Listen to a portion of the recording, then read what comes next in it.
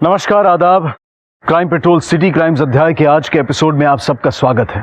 बड़ा शहर, वहां की चकाचौंध और सुख सुविधाओं से भरी जिंदगी, ये सब किसे अच्छा नहीं लगता।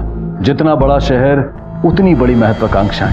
तेज रफ्तार जिंदगी से कदम मिलाकर चलने की आदत सी हो जाती है। बड़े शहर की हर रंगीनियां अपनी सी लगने लगती हैं, लेकिन ये बहुत जल्द अमीर बनने, आगे बढ़ने की भूख कई बार कब पॉजिटिव से नेगेटिव हो जाती है ये पता ही नहीं चलता। ये परेशानियां तब और बढ़ जाती हैं जब इंसान बड़े शहर और वहां रहने वाले बड़े लोगों के साथ बराबरी की टक्कर में अपनी हैसियत भूल जाता है। जब इंसान और बड़ा और ज्यादा की चाहत में सही गलत का फर्क भूल जाता है। जब इंसान सिर्फ अपनी जरूरतें नहीं बल्कि अपनी सारी चाहतें पूरी करने लगता है। इंसान को तब इस बात का अंदाजा नहीं रहता है कि कब उसने अपनी चादर से कहीं ज्यादा पैर फैला लिए हैं, कब एक लग्जरियस और कंफर्टेबल लाइफ के नाम पर उसने अपराध का दामन थाम लिया है।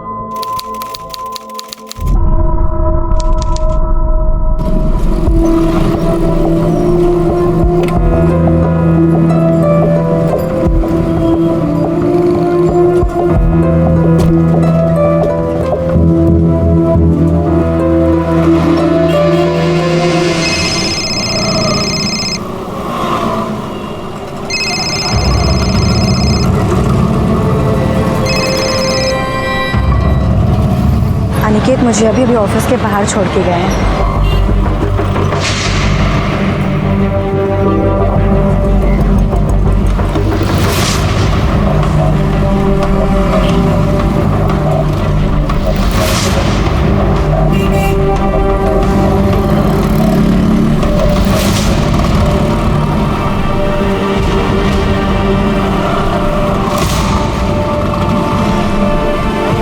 हेलो, पिछले 4 किलोमीटर से गाड़ी मुझे फॉलो कर रही है।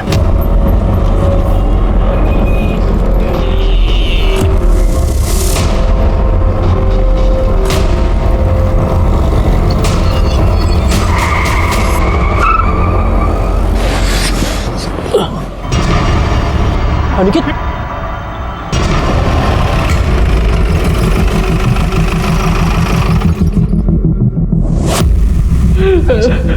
This was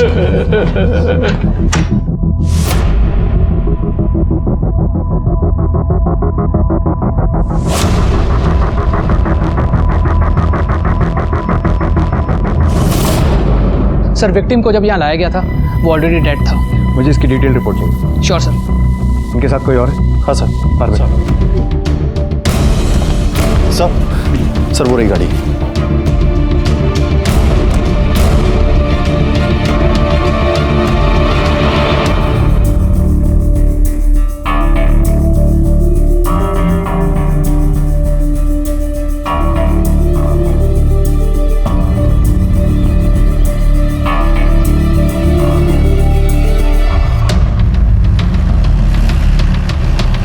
रोको, यही जगह बोली थी ना? हाँ देखो चारों तरफ कुछ मिलता है तो।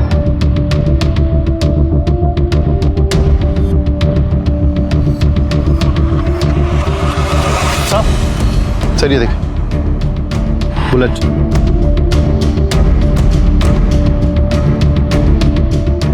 और सर ये देखिए,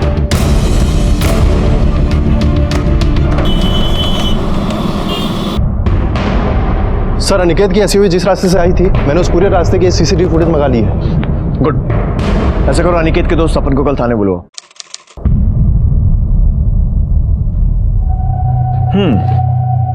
तो मतलब कई किलोमीटर तक एक गाड़ी तुम लोगों का पीछा करती है पर तुम्हें इस बारे में कुछ नहीं पता और साथ में बैठे शख्स को कुछ नहीं करता। सर, जब अनिकेत ने झटके से गाड़ी रोकी तब मुझे पता चला कि एक दूसरी गाड़ी ने फोर्सफुली उसको गाड़ी रोकने पे मजबूर किया। सर उस गनमैन ने अनिकेत पे गन पॉइंट की हुई थी। सर उसे गाड़ी रिवर्स करने की कोशिश की पर तब तक उसने अनिकेत पे गोली चला दी सर। और सर अनिकेत।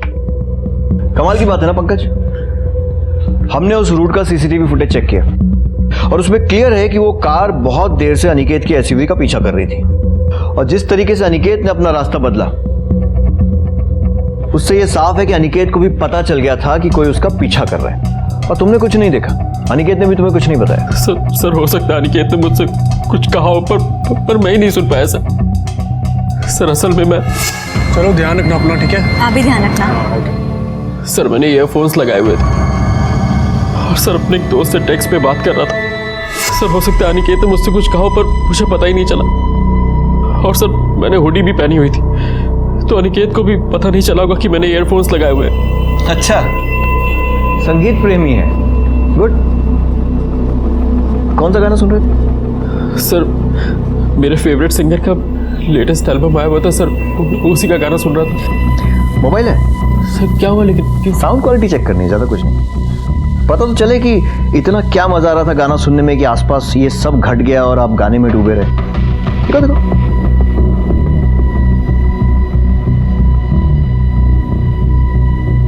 सुना? नहीं सर। पॉज्ड है। सर मैं सिर्फ इतना जानता हूँ कि अगर उस दिन पब्लिक ने शोर नहीं मचाया होता तो उस गनमैन ने सर वापस से फायर कर दिया होता। तो मतलब तुमने उस आदमी का चेहरा नहीं देखा? सर मैं आपको बता तो चुका हूँ कि उसने अपना चेहरा ढका हुआ था और सर उसने हुडी भी पहनी हुई थी जैसे तुमने पहनी थी कल। हाँ सर, पर उसकी हुडी थोड़ी अलग थी। मतलब तुमने ऐसा कुछ भी नोटिस नहीं किया जिससे हमें उस गनमैन को पकड़ने में मदद मिले? सर टैटू, सर उसके राइट हैंड पे एक टैटू बना हुआ था सर। कैसा टैटू? सर एक बड़ा सा टैटू था सर, यहाँ से लेकर यहाँ तक सर ग्रीन रंग का था, डिजाइन बनी हुई थी सर उसमें। हमारे स्केच आर्टिस्ट को बता के बनवा सकते हो? जी सर।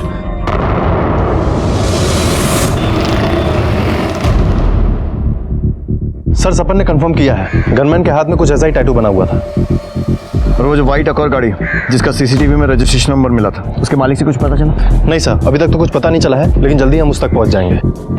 अनिकेत की फैमिली हिस्ट्री? सर अनिकेत के फादर मेरठ के जाने माने और रईस प्रॉपर्टी डीलर हैं। और सर ये भी पता चला है कि अनिकेत के पेरेंट अनिकेत और अमृता की शादी से खुश नहीं थे। क्यों? उन दोनों की फैमिलियां बराबरी की नहीं थी? नहीं सर, ऐसा कुछ नहीं है। सर अमृता के फादर भी जाने माने कॉलेज के लेक्चरर हैं, पैसे वाले हैं, और सर उन्होंने तो काफ़ी किताबें भी लिखी हैं। जब दोनों फैमिलीज बराबर की थी तो फिर प्रॉब्लम क्या थी अमृता से? सर दरअसल अमृता का पहले किसी के साथ अफेयर था, तो अनिकेत के पेरेंट्स को लगता था कि शादी के बाद भी अमृता का अफेयर चालू है, इसीलिए। जेलस एक्स लवर का एंगल अब समझ में आ रही है ना story? Excuse me sir. Hello, क्या? ठीक है, हम अभी आ रहे हैं। सर अनिकेत की लाश को लेकर काफी बवाल हो रहा है। हम ले जाएंगे, छोड़िए इसे, मैंने कहा। चुप हो जाइए। मेरे बेटे की एक ही गलती थी कि इसने इस लड़के के साथ शादी की। अब मैं इसे हाथ भी लगाने नहीं दूंगी। ये क्या बकवास कर रही हैं आप? देखिए, अगर आपने अपना बेटा खोया है तो मेरी बेटी ने भी अपना पति खोया है। अनिकेत के ऊपर मेरी बेटी का भी उतना ही हक है, समझिए आप। छोड़िए मेरे को। क्या हो रहा है सब? आपको मेरे बेटे के मर्डर के लिए इन्वेस्टिगेशन करने की जरूरत नहीं है। मुझे मालूम है मेरे बेटे का मर्डर किसने किया है। गिरफ्तार कर लो इसे, इसी ने मेरे बेटे का मर्डर करवाया है, ये इस कमीने सपन के साथ मिलकर। नहीं सर, ये झूठ बोल रहे हैं। सच बात तो ये कि इन लोगों ने मुझे अपने घर की बहू माना ही नहीं। ये लोग मुझसे नफरत करते हैं क्योंकि इनके बेटे ने मुझसे शादी करी थी। अरे तुझ जैसी औरत के साथ नफरत नहीं करेंगे तो और क्या करेंगे? हमें सब पता है कि तूने कहाँ और किधर किधर गुल खिलाए हैं। अपनी रंगरलियों के लिए तूने मेरे बेटे की जान ले ली है। देखिए, जुबान संभाल कर बात कीजिए संदीप। बस बहुत हुआ। पूरे हॉस्पिटल को मछली मार्केट बना के रखा हुआ है आप लोगों ने। जो मरा है वो आपका बेटा है, आपका दामाद, तुम्हारा पति। कम से कम उसकी तो इज्जत कर लो।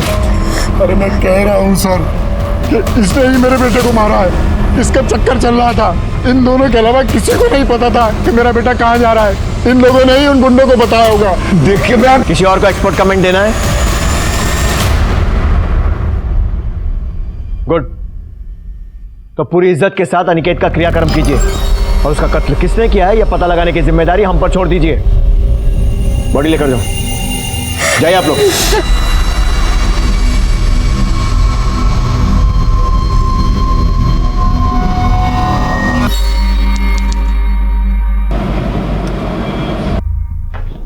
सर। हाँ पंकज। सर एक बुरी खबर है। पंकज मुझे बुरी खबर नहीं, लीड्स चाहिए। हाँ।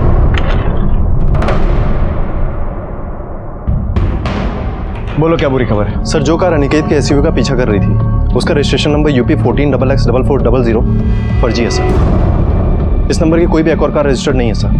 वाकई में बुरी खबर है। ऐसा करो, इस नंबर के आसपास के जितने नंबर्स हैं उनकी पूरी सीरीज चेक करो और देखो उनमें से कोई वाइट अकॉर्ड का नंबर है। अंधेरे में तीर चलाने जैसा है, पर क्या पता निशाने पर लग जाए। मैं पता करता हूं सर। सर वो अमृता ठाकुर है। अब ठीक है। हम सॉरी जिस तरह से आपके सास ससुर ने आप पर इल्जाम लगाया कि आपने सपन के साथ मिलकर अनिकेत का कत्ल करवाया, बड़ी गलत बात है। क्योंकि असल में आपने सपन के साथ नहीं बल्कि अपने बॉयफ्रेंड के साथ मिलकर अनिकेत का कत्ल करवाया। क्या?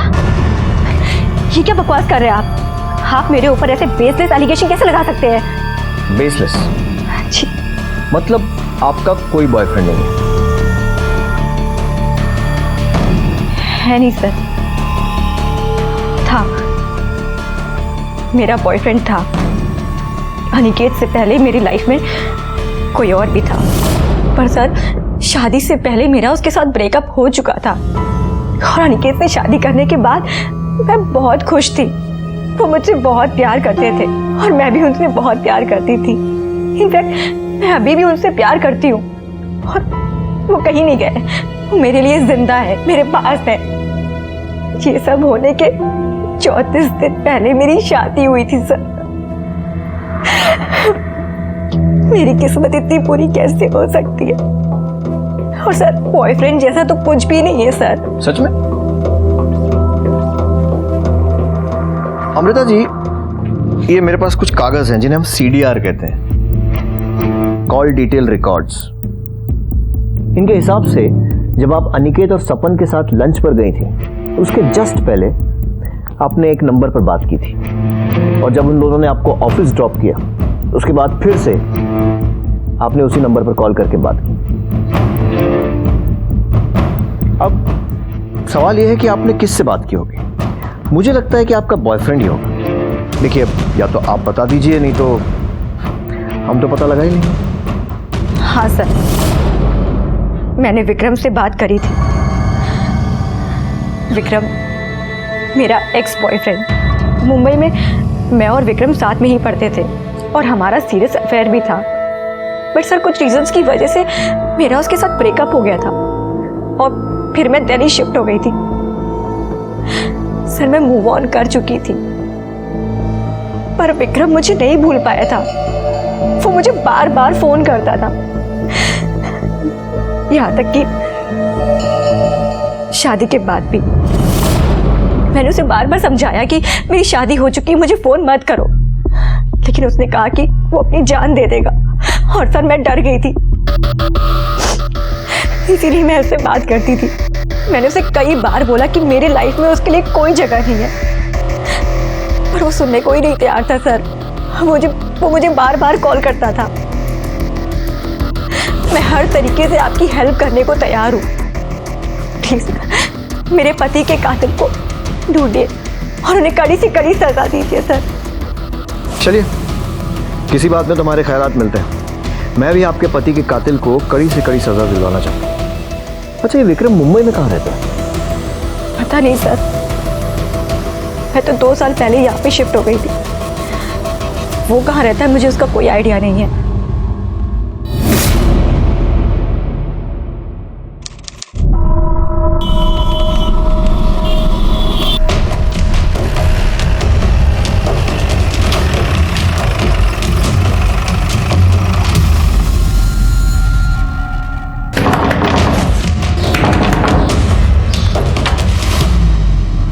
विक्रम जी।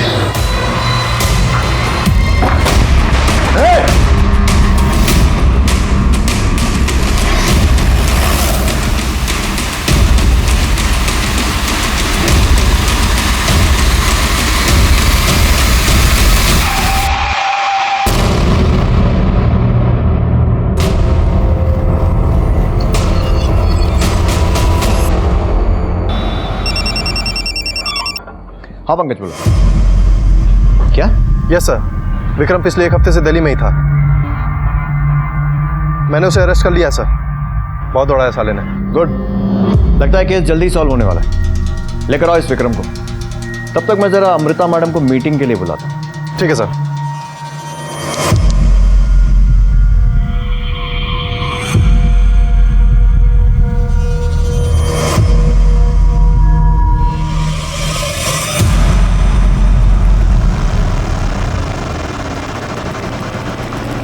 आइए। बहुत सारे सवाल पूछने हैं आपसे, और आपको तो पता ही होगा कि मैं आपसे क्या पूछने वाला हूं। अब मैं आपसे सवाल पूछूंगा, फिर आप इनकार करेंगी, फिर मुझे आपसे सख्ती करनी पड़ेगी, फिर आप डर जाएंगे और फिर सब कुछ बताएंगे। इसमें ना बहुत सारा टाइम वेस्ट होगा हम दोनों का। तो बेहतर है कि आप खुद ही मुझे सब कुछ बता दें। क्यों? बैठिए।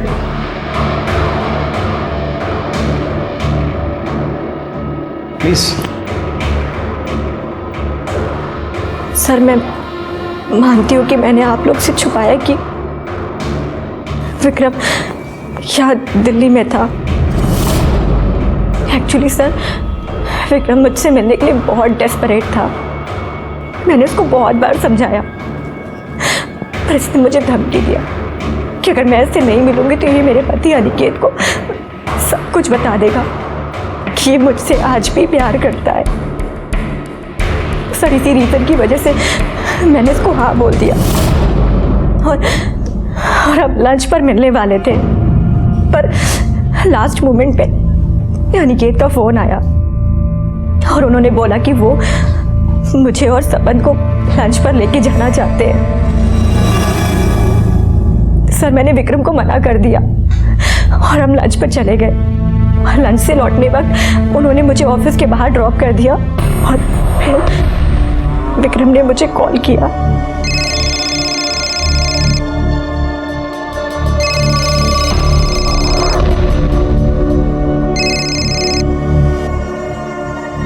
अनिकेत मुझे अभी भी ऑफिस के बाहर छोड़ के गया है। तुम यहाँ क्या कर रहे हो? तुम्हारा इंतजार। बट डोंट वरी, तुम्हारा इंतजार करने की तो मुझे आदत हो चुकी है। एनीवेज, अपना ऑफिस नहीं दिखाओगी? हाय अमृता।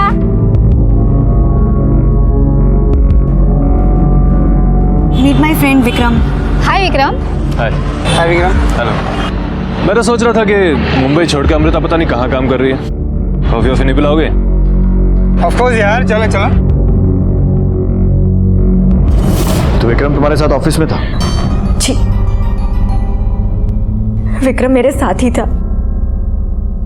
जब मुझे फोन आया कि सब लोग अनिकेत को हॉस्पिटल लेकर जा रहे हैं, विक्रम ने मुझसे कहा कि वो भी हॉस्पिटल चलना चाहता है, पर मैंने उसको मना कर दिया सर, बिकॉज आप तो जानते हैं मेरे इन-लॉज वो मेरे पर कैसे कैसे एलिगेशंस लगाते हैं। इसी वजह से मैंने किसी को नहीं बताया कि विक्रम यहाँ दिल्ली में है।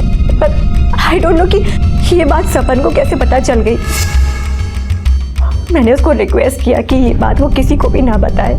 उस वक्त इतनी सारी चीज़ें थी हैंडल करने को, सब कुछ इतना कॉम्प्लिकेटेड होते जा रहा था और मैं नहीं चाहती थी कि कॉम्प्लिकेशन और बढ़ जाए।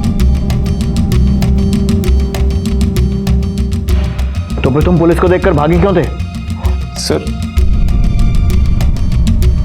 अमृता ने मुझे बताया था कि पुलिस को हमारे ऊपर शक है, तो मैं डर गया था सर। पुलिस को अमृता और विक्रम पर शक था, लेकिन अमृता के ऑफिस में पता करने पर वहां के स्टाफ ने यही बताया कि विक्रम उस दिन उन सब के साथ ऑफिस में ही मौजूद था जब अनिकेत का कत्ल हुआ। पुलिस को लगा था कि वो ये केस जल्दी ही सुलझा लेंगे। पुलिस को एक जरा सी आस नजर आई थी, लेकिन वो भी गलत साबित हुई और फिर उन्हें उस वाइट गाड़ी का नंबर मिला था जो कि फर्जी था। यहां तक कि उसके आसपास की सीरीज के सभी नंबर खंगालने के बाद भी उनके हाथ सही नंबर नहीं आ रहा था। इंस्पेक्टर मलिक के कहने पर बाकी की टीम ने एनसीआर रीजन के रिकॉर्ड्स चेक करने शुरू किए और सीसीटीवी फुटेज और सपन के बयान के आधार पर पुलिस ने उस हत्यारे का हुलिया मीडिया में जारी किया, जिसमें खास तौर पर उस हत्यारे के टैटू को दिखाया गया और पुलिस ने हत्यारे की सूचना देने वाले को 5 लाख का इनाम देने का इश्तिहार भी निकलवाया। उन्हें उम्मीद थी कि इस तरह से जल्द ही कोई ना कोई उनके सामने जरूर आएगा, लेकिन जो उनके सामने आया वो एक बड़ी साजिश की तरफ इशारा कर रहा था। सर एक इन्फॉर्मेशन मिली है। कोई 5 लाख का इनाम क्लेम करने आया क्या? नहीं सर, अनिकेत के कॉल रिकॉर्ड से कुछ मिला है। सर ये देखिए, अनिकेत ने आखिरी कॉल अपने फूफा जी ललित चौधरी को किया था और सर ये ललित चौधरी उस दिन मॉर्ग में भी था। हाँ, तो हो सकता है ऐसी कॉल किया हो। इसमें अलग क्या है? अलग है सर ये ललित और अनिकेत के पिता श्याम पहले बिजनेस पार्टनर्स थे। बाद में इन दोनों फैमिली में कट्टर दुश्मनी हो गई पिछले कई सालों से।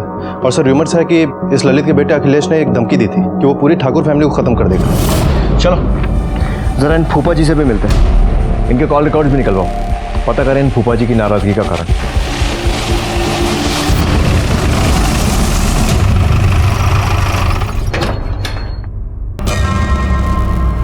अरे आप लोग यहाँ?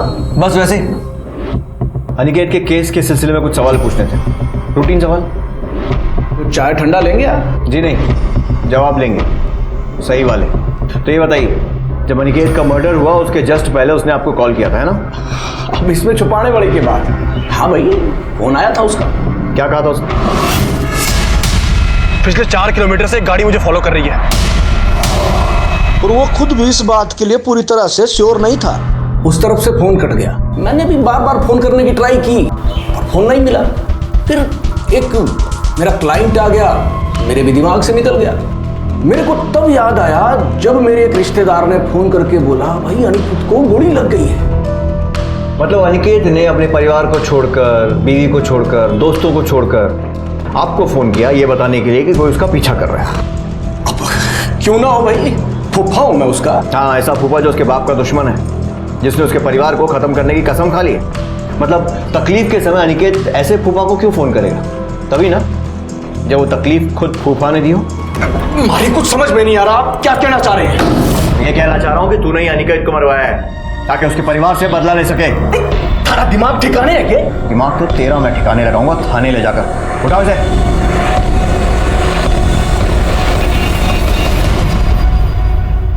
बहुत गलती कर रहे हैं। ये देख, ये नंबर जिस पर पिछले महीने तूने 2 बार बात की थी, किसका है? हजारों फोन करता हूं, अब किस किस को याद रखूंगा? मैं याद दिलाता हूं। बिरजू नाम है उसका, सुपारी लेता लोगों को मारने की। याद आया? हाँ, वो बिरजू को फोन किया था अनिकेत की सुपारी देने के लिए। और क्या करता मैं? अनिकेत ने मेरे को धमकी दी थी कि पूरे परिवार को मार डालूंगा। मेरे को तो बड़ा गुस्सा आ रहा था, पागल हो गया था मैं। जैसे ही मारा गुस्सा शांत हुआ, मैंने मन बदल लिया। मन नहीं बदला है तो अपनी बात बदल रहा है। तू नहीं मरवाया ना अनिकेत को? नहीं सर, मैं सच कह रहा हूँ। आप बिरजू को पूछ लो। अनिकेत को भी ऐसा ही गुस्सा आ रहा था, वो भी यही समझ रहा था कि मैंने गुंडे भेजे हैं। तभी तो गुस्से में उसने मेरे को फोन किया था। पिछले 4 किलोमीटर से एक गाड़ी मुझे फॉलो कर रही है। ये बकवास बंद कर अनिकेत। हैं? अरे मैं बोल रहा हूं ना, मैंने कोई आदमी ना भेजे हैं। मेरे पीछे गुंडे सिर्फ तू ही भेज सकता है, लेकिन एक बात याद रख, तुझे मारे बिना मैं मरूंगा नहीं, समझा? तू अपने इन पचड़ों में ना मारे को मत डाल। और वैसे भी तूने और तारे बाप ने जो है बड़े लोगों का उल्लू काटा है, उनमें से ही कोई होगा। तुझे तो मैं बाद में देखता हूं। उसके बाद अनिकेत का कोई फोन नहीं आया। जब तक हमारी इंक्वायरी पूरी नहीं हो जाती ना, शहर छोड़कर मत जाइयो। सर हमने काफी नंबर से मैच कराया, लेकिन एक कार का नंबर ऐसा मिला जो उस नंबर से काफी करीब है। और सर इस व्हाइट अकॉर्ड कार का नंबर है UP 14XX 4300, ना कि 4400। हो सकता है उन लोगों ने 300 का 400 कर दिया। Yes sir. और सर ये कार गाजियाबाद के रहने वाले किसी महेश त्रिपाठी के नाम पे रजिस्टर्ड है। महेश त्रिपाठी?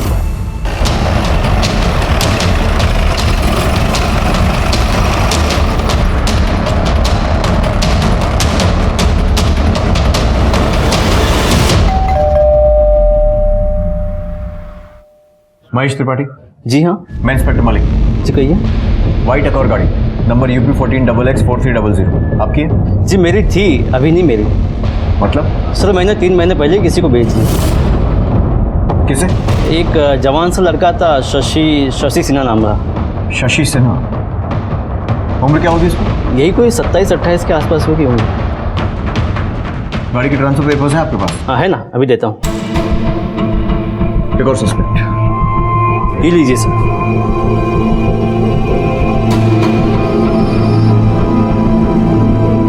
क्या है? इसमें कुछ भी क्लियर नहीं है। और सॉरी सर, थोड़ी सी गलती से ग्रेवी गिर गई थी इसके ऊपर। उसके बारे में कुछ और बता पाएंगे? ज़्यादा कुछ नहीं पता उसके बारे में, लेकिन हाँ, उसके हाथ में छोटा सा टैटू था। कुछ ऐसा था क्या? हाँ, यही था सर।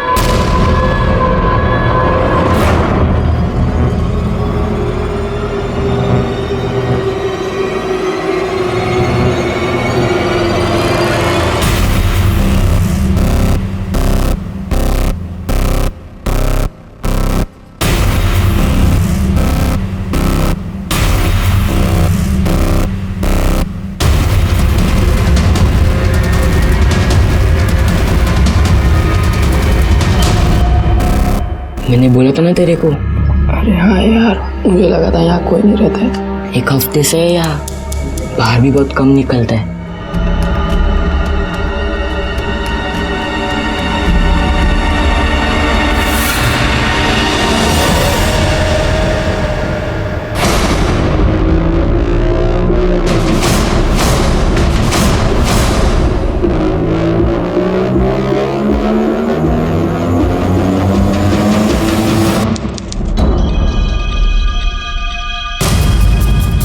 सर, मर्डर के एक दिन बाद से ही शशि ने अपना फ़ोन स्विच ऑफ कर दिया है और अभी तक ऑन नहीं किया है सर। इसके घर तो किसी को नहीं भेजा ना अब तक? नहीं सर, अभी तक तो नहीं, लेकिन उसके आस पड़ोस में हमने इसके बारे में पूछताछ की है। सर, इसके घर पे सिर्फ इसकी माँ रहती है और उसको खबर नहीं है कि हमारी नज़र उसके ऊपर है। फ़ोन बंद करने से पहले शशि ने आखिरी कॉल किसको किया था? सर, किसी पिंटू चड्ढा नाम के आदमी को। पता करो इस पिंटू चड्ढा के बारे में, शायद उसके जरिए हम शशि तक पहुँच सकें।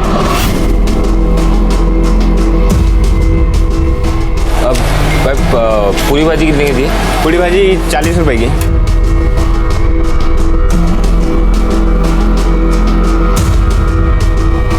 अब समोसे 10 रुपए का एक देना।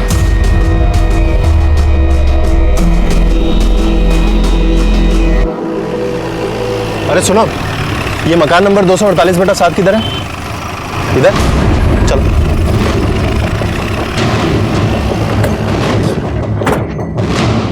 इस बार कोई गड़बड़ नहीं होनी चाहिए।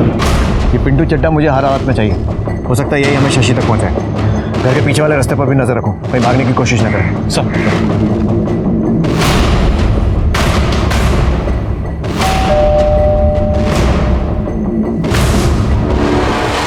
कौन चाहिए? आप पिंटू चड्ढा?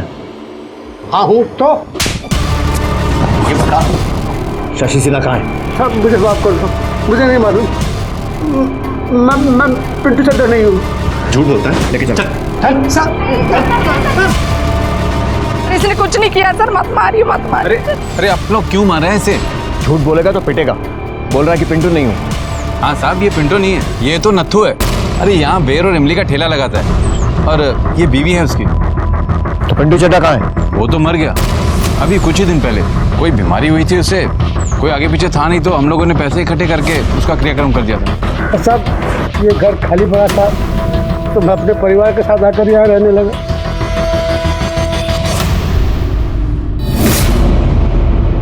पुलिस को लगा था कि वो पिंटू के जरिए शशि सिन्हा तक पहुंच जाएंगे, लेकिन पिंटू की मौत के साथ वो उस आखिरी कड़ी को भी खो चुके थे।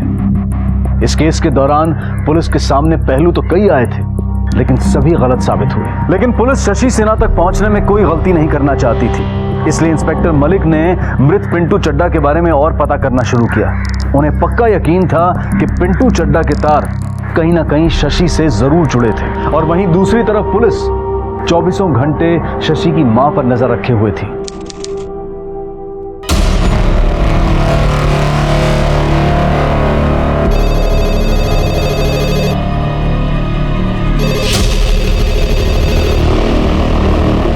हेलो हेलो माँ, अब शशि बोल रहा हूँ। शशि बेटा, कहाँ हो तुम? कैसे हो? मैं ठीक नहीं हूँ माँ, मुझे कुछ पैसे की जरूरत है। घर आ जाओ बेटा। माँ, अभी घर नहीं आ सकता मैं। क्यों? किससे डर रहे हो? वो गुंडा, वो अभी भी तुम्हारे पीछे पड़ा है ना? माँ, ये सब मैं अभी बता नहीं सकता। आपने मेरे लिए कुछ 10-15 हज़ार का जुगाड़ करके रखना, ठीक है? अब मैं आपको फिर से फोन करता हूँ।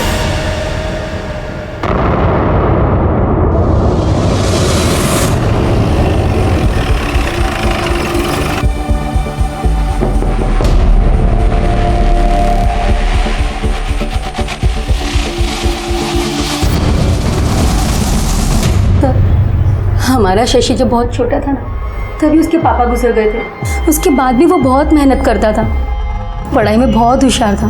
12वीं में तो उसको 95% आए थे और 2014 में उसने BE करके सिविल इंजीनियर बना। पर सर उसे नौकरी नहीं करनी थी, उसे बहुत कम समय में बहुत सारा पैसा कमाना था, इसलिए रियल एस्टेट एजेंट बना वो।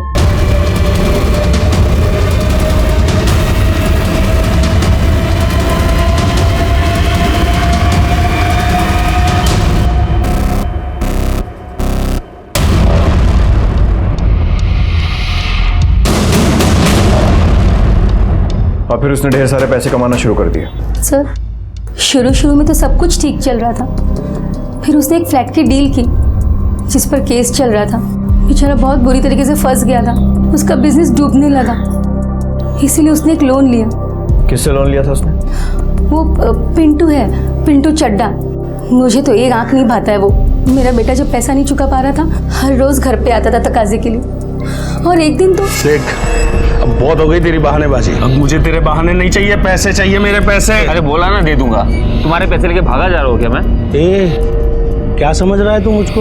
है बहुत एकड़ी है तेरी, बहुत एकड़ी है। एक हफ्ते में या तो तू मुझे मेरे पैसे दे दे या फिर मैं तेरी जान ले लूंगा। सर अगले ही दिन शशि घर से चला गया 4 लाख के जुगाड़ के लिए, पर अब तक घर नहीं लौटा। मैंने राजू से भी पूछा पर उसने कहा कि उसे कुछ नहीं पता। राजू कौन?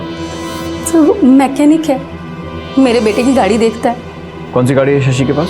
सफेद एक और है सर। UP 14XX4400, यही नंबर है ना? तो उस दिन से शशि से ना तो आपकी बात हुई न राजू की। जी नहीं। आप एक माँ हैं, अपने बेटे की खातिर कम से कम आपको झूठ नहीं बोलना चाहिए। सर उसका फोन आया था पैसों के लिए, वही तो वो बोल रहा था। मैंने उससे पूछा भी कि क्या वो गुंडा उसका पीछा कर रहा है, उसे परेशान कर रहा है, लेकिन उसने मुझसे कुछ भी नहीं कहा। सर प्लीज मेरे बेटे को बचा लीजिए। देखिए फिलहाल हम लोग जा रहे हैं, लेकिन हमारा एक आदमी 24 घंटे आपके घर पर नजर रखेगा। आपकी फोन कॉल भी रिकॉर्ड होंगी और मुझे पूरी उम्मीद है कि आप अपने बेटे को ये नहीं बताएंगी कि पुलिस को उसकी तलाश है, क्योंकि अगर आपने ऐसा किया तो आप और आपका बेटा दोनों बहुत बड़ी मुसीबत में पड़ सकते हैं। पिंटू चड्डा के बारे में पता करने पर पुलिस को यह जानकारी मिली कि पिंटू एक हिस्ट्री शीटर था और वो कई बार जेल जा चुका था। और आखिरी बार जब पिंटू जेल गया था तो वहां वो एक दूसरे अपराधी धर्मपाल शर्मा यानी कि धर्म के काफी करीब आ गया था। और जेल से निकलने के बाद भी पिंटू अक्सर फोन पर धर्म से बातें किया करता था। अब पुलिस ये शक कर रही थी कि हो सकता है कि धर्म, पिंटू और शशि मिले हुए हों और ये कोई गैंग है जिन्होंने ये हत्या सुपारी के लिए की हो। इसलिए पुलिस ने धर्म को ढूंढना शुरू किया ताकि वो धर्म के जरिए शशि तक पहुंच सके।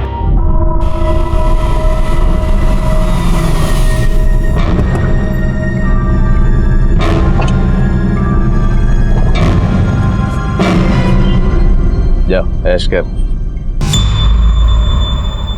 क्या बात है धर्मपा जी, आप तो सच में धर्मात्मा बन गए।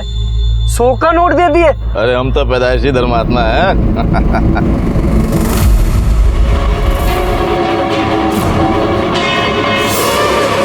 नीचे कर, नीचे कर काट। अब बुद्ध क्यों बनाया जल्दी भला। पुलिस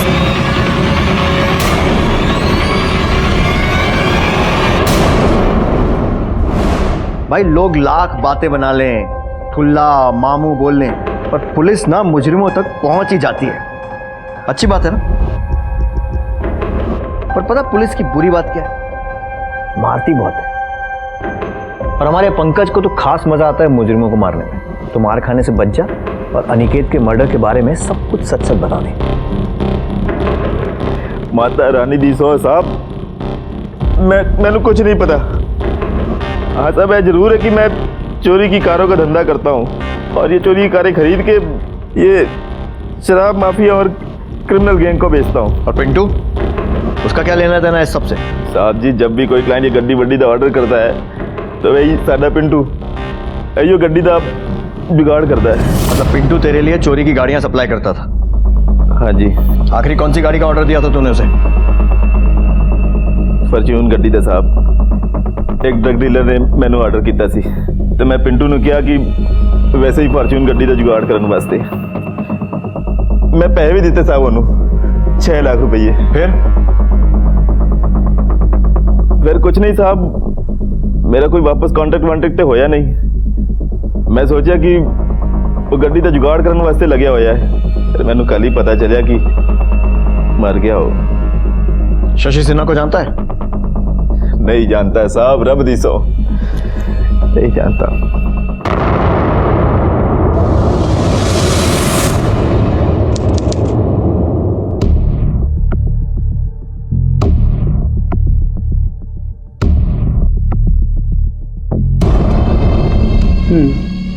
ठीक है, हम इसे निकाल सकते हैं।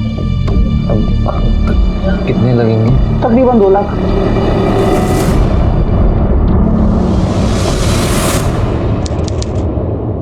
सर हमें शशि कॉल रिकॉर्ड से राजू मैकेनिक का नंबर मिल गया है। हमने शशि की मां से कंफर्म भी करा लिया है सर, और राजू के नंबर को सर्विलांस पे भी डाल दिया है। जैसे ही शशि राजू को फोन करेगा हमें पता चल जाएगा सर। गुड।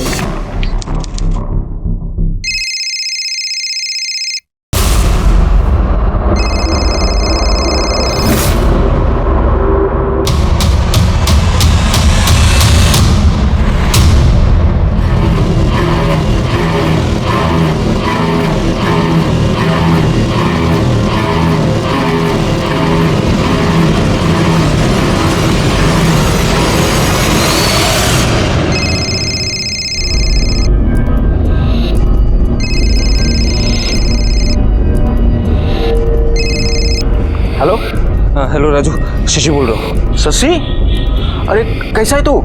मैं ठीक हूँ, तू कैसा है? अरे मेरी छोड़, तू अपनी बताना, तू कैसा है? अरे राजू, बहुत बुरी तरह फंस गया हो यार। मुझे मेरी गाड़ी बेचनी है, 2 लाख से ऊपर कुछ भी चलेगा। अच्छा ठीक है, तू घबरा मत, तू ना गाड़ी लेके सीधा मेरे पास आ जा। हाँ ठीक है, चल बाय।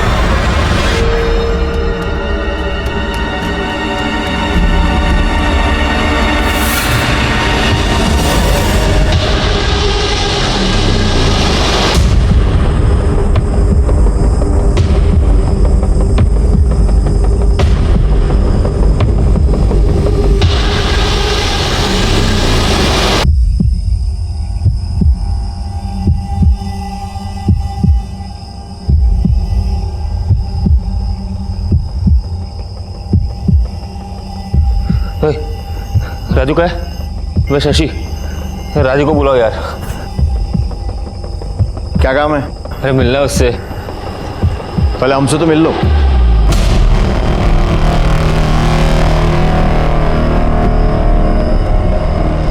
लेके चलो इसे।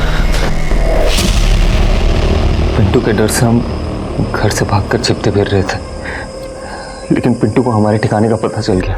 एक फॉर्च्यून एसयूवी कार लेकर आ जा, तो मैं ना तेरे 4 लाख रुपए और उसका सूद सब माफ कर दूंगा। फॉर्च्यून एसयूवी कहाँ से लेके आओ पिंटू भाई? कहाँ से लेके आओ? अरे चोरी कर ले।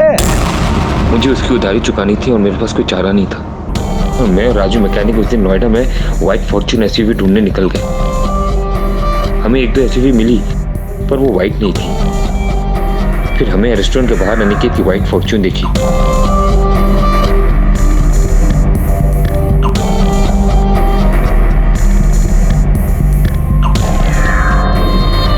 ये देख, एकदम नया माल है। हाँ ये चलेगा यार। क्या करें? पार्किंग से चुरा ले। पार्किंग चुराने में खतरा है, कैमरे लगे होंगे। मैं तो बोलता हूँ मौका देखकर रास्ते में छीन लेते हैं। मैं गाड़ी पे नजर रखता हूँ, तू जाकर आसपास का जायजा लेके। ठीक है, चल।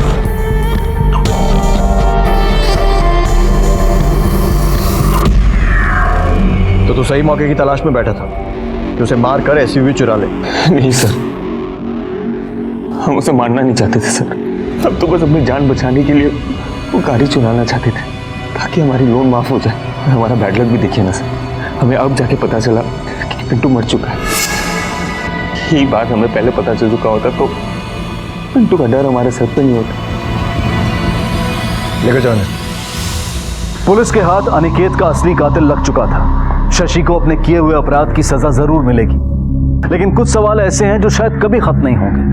आखिर वो ऐसी कौन सी चीज है जिसे पाने के लिए इंसान ना सिर्फ अपने भविष्य को दांव पर लगा देता है, बल्कि किसी मासूम की जिंदगी से खेलने से भी बाज नहीं आता। क्यों एक सुनहरे सपने के लालच में जानबूझकर इंसान अपराध की अंधेरी सुरंग में खोता चला जाता है? ऐसी महत्वाकांक्षा का क्या फायदा कि इंसान अपराध के दलदल में धंसता चला जाए। शशि सिन्हा एक इंजीनियर था।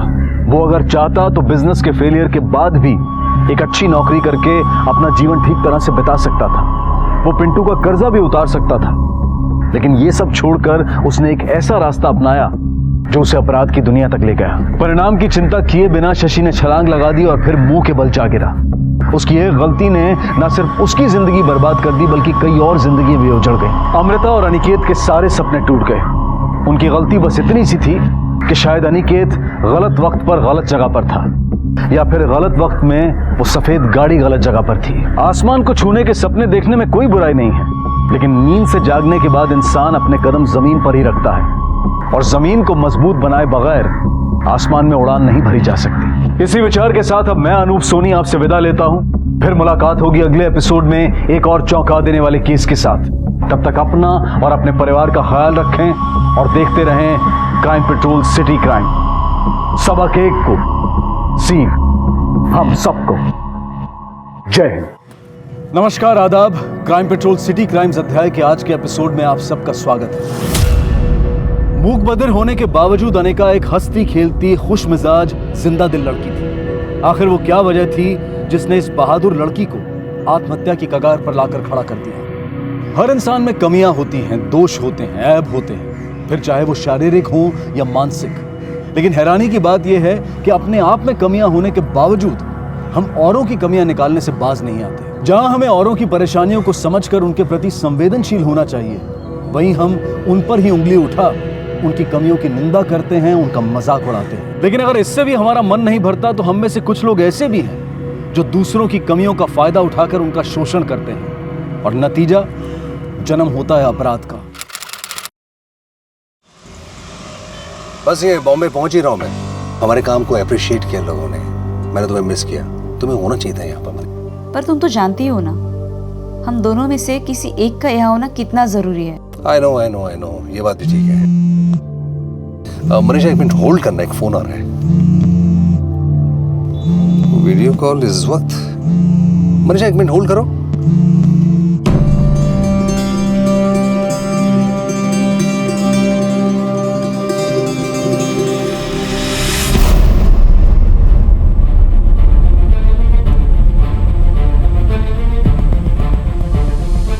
अरे ये क्या कर रही हो? नीचे उतरो। ये क्या कर रही हो तुम? मत करो, रुक जाओ, मत करो ऐसा, उतरो नीचे। ये क्या कर रही हो तुम? क्या हुआ Deven?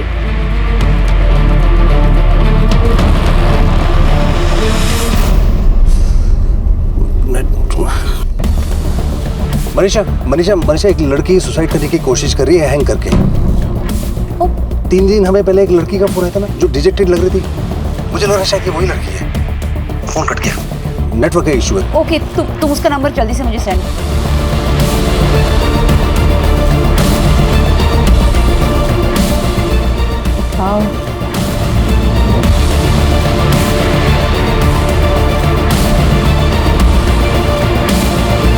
Pick up the phone.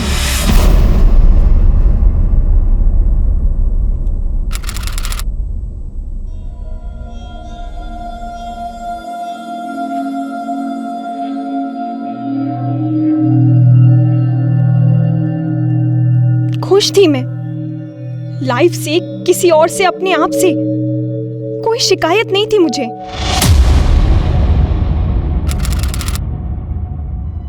मुझे देख सभी सोच में पड़ जाते, ये लड़की इतनी खुश कैसे? हमेशा हंसती रहती है, खेलती रहती है, कभी हार नहीं मानती। लेकिन मुझे विश्वास था कि मैं लाइफ में कुछ भी कर सकती हूँ, कोई मुझे रोक नहीं सकता। और आज मैं खुद अपने आप को रोक नहीं पा रही हूँ।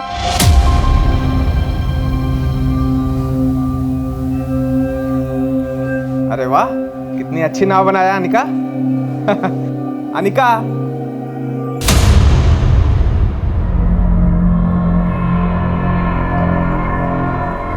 अनिका, मैं पैदा ही ऐसे हुई। मुझे लगता था यही नॉर्मल है। थोड़ा टाइम लगा ये पता चलने में कि मेरे आसपास बाकी सब नॉर्मल हैं, मैं नहीं। मेरे माँ बाप को भी टाइम लगा ये जानने और फिर एक्सेप्ट करने में कि उन्होंने एक बहरी गूंगी बच्ची को जन्म दिया था।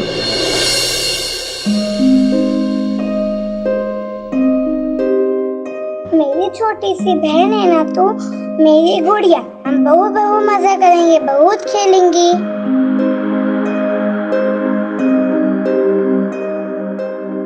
आपने बनाया? बहुत अच्छा है। अनिका जैसी बच्ची के लिए तो स्कूल है स्पेशल टाइप का, आप इसे वहाँ क्यों नहीं भेजते? अब कैसी बात करें मैडम, इतने पैसे कहाँ से आएंगे? मैं तो एक मामूली इलेक्ट्रीशियन हूँ। पैसे ही तो नहीं लगेंगे, अरे सारा खर्च सरकार की तरफ से होगा और पढ़ाई भी फ्री में और आगे चल के काम भी दिलवाएंगे।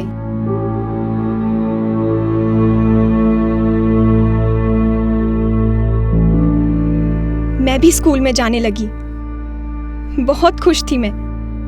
सब अच्छा था, सभी अच्छे थे, इतना मजा आ रहा था।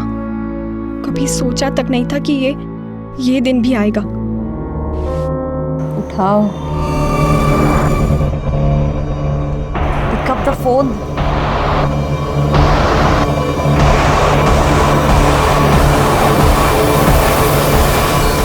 थैंक गॉड, तुमने फोन किया था मेरे हस्बैंड को। वो बात नहीं कर पाया क्योंकि वहां नेटवर्क नहीं था, इसलिए मैंने तुम्हें फोन किया।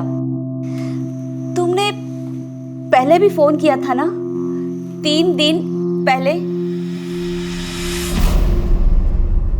आई थिंक ये रत्ती भट्ट भोपाल से है। सर, पुराने वीडियो कॉल रिकॉर्ड से पता चला है कि ये रत्ती भट्ट भोपाल से है। भोपाल से? ठीक है, मैं भोपाल पुलिस को कांटेक्ट करता हूँ, तुम उससे एंगेज करके रखो, उससे बात करते रहो। सर, मनीषा मैम वही कर रही है। ठीक है, ओके। रुको, देखो मेरी तरफ देखो, मेरी बात सुनो।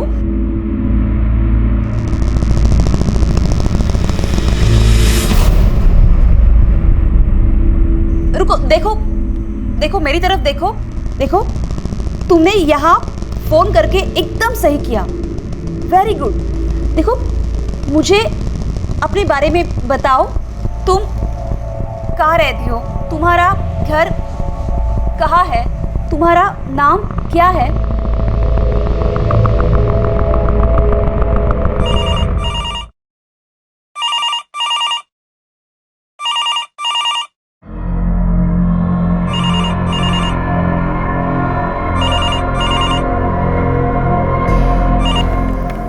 हेलो।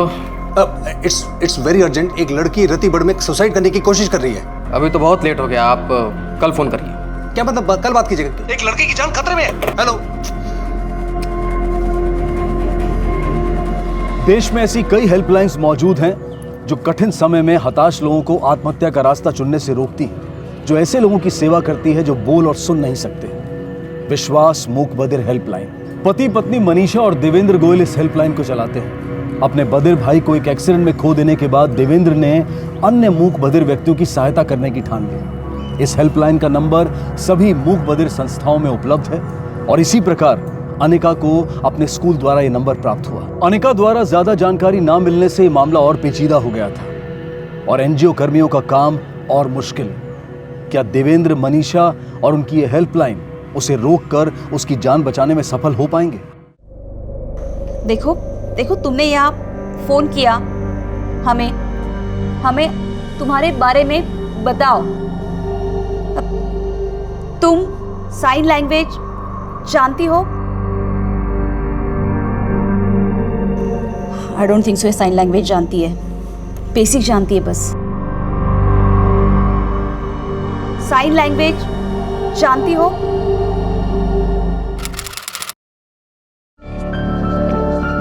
मुझे साइन लैंग्वेज आती है। मुझे स्कूल जाना, सीखना अच्छा लगता था, मज़ा आता था। स्कूल में भी सभी को मैं अच्छी लगती थी। मिस मुस्कान बुलाते थे सभी मुझे। लोग हैरान थे कि मैं हमेशा इतनी खुश कैसे रहती हूँ। लेकिन एक दिन सब बदल गया जब मैं 10 साल की थी।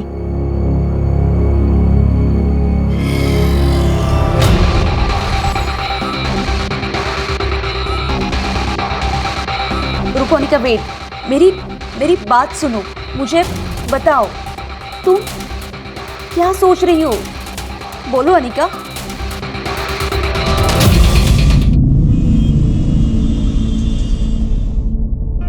हाँ, ओके, हाँ, okay, thank you very much, मैं भी फोन करता हूँ। हाँ, ओके।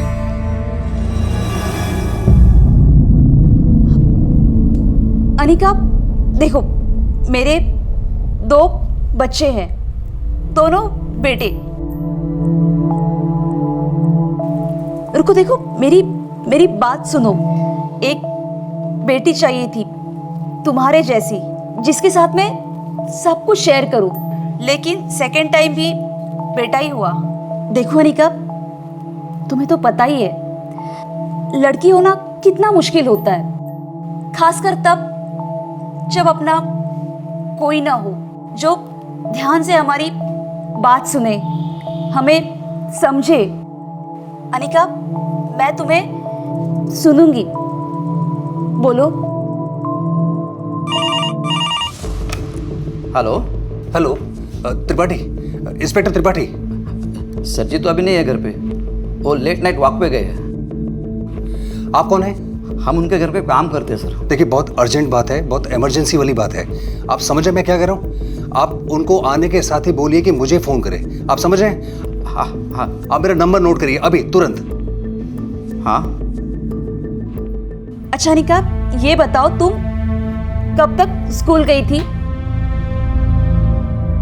तुम 12th स्टैंडर्ड तक पढ़ी हो, क्लास में भी सबसे फर्स्ट। वाह अनिका, अच्छी स्टूडेंट थी, 76% मार्क्स मिले और क्लास में भी हाईएस्ट, और तुम्हें सबसे पहले जॉब मिली। 76% तो तुम बहुत इंटेलिजेंट हो। Very good.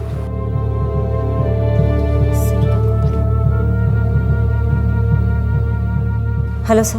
हेलो, आयशा, सब ठीक तो है? हाँ सर, कॉल ऑन है, बात कर रही हैं। ठीक है, मैं पुलिस से कांटेक्ट करने की कोशिश कर रहा हूँ, और जैसे पुलिस से कांटेक्ट हो जाता है मैं तुमको बताता हूँ। सर 3 घंटे हो चुके हैं, उसे हेल्प की ज़रूरत है। कॉन्फिडेंस पूरी तरह से जा चुका है, गिव अप करने के काफ़ी करीब है। लेकिन क्या? लेकिन लगता है अभी भी कहीं ना कहीं थोड़ी सी उम्मीद बाकी है उसमें। लेकिन वो सुसाइड क्यों करना चाहती है? डफनेस और डमनेस की वजह से? सर सिर्फ वही रीज़न नहीं है, कुछ और भी है जो वो बता नहीं रही। बार बार कह रही है बचपन में सब अच्छा था। सर 12वीं भी पढ़ चुकी है और क्रिएटिव भी है। सर स्कूल के बाद घर के पास किसी वर्कशॉप में वो गिफ्ट बॉक्स बनाने का काम भी करती थी। कोई ना कोई बात है सर जो वो बता नहीं रही। मैं जो थी, जैसी थी, मैंने अपने आप को, अपनी लाइफ को एक्सेप्ट कर लिया था। मैं सिर्फ देखकर कई चीज़ें सीख सकती थी। मेरे दोस्त और मैं खूब मज़े करते, हमेशा हेल्प करते थे मेरी। लेकिन ऐसी भी कुछ बातें होती हैं जो फ्रेंड्स को भी बताई नहीं जा सकती।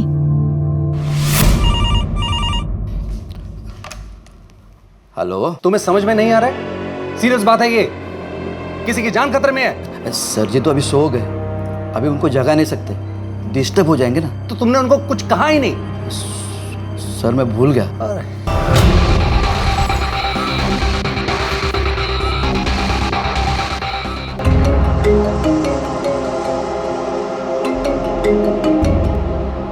हाँ देवेंद्र, क्या हुआ? नंबर सही नहीं है क्या? हाँ नहीं, नंबर सही था लेकिन बात हो नहीं पाई ठीक से। अच्छा सुनना, मुझे तुझसे एक फेवर चाहिए।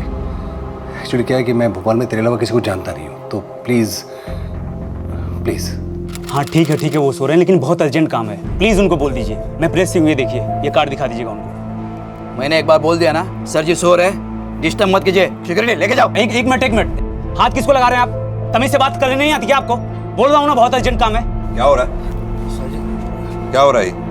सर मेरा नाम वेदांत चंदेल है, मैं प्रेस से हूँ। इतनी रात को? हाँ सर, इमरजेंसी है। एक डेफ एंड डम लड़की खुदकुशी करने वाली है। एग्जैक्ट लोकेशन का तो पता नहीं है सर, लेकिन हमारे ही एरिया में है। उसे बचाने के लिए आपकी हेल्प की ज़रूरत है सर। और वो सुसाइड हेल्पलाइन वाले उस लड़की के कॉन्टैक्ट में है और पिछले 2 घंटे से आपको कॉन्टैक्ट करने की कोशिश कर रहे थे सर, लेकिन कॉन्टैक्ट नहीं हो पा रहा था, इसके लिए मैं आया हूँ।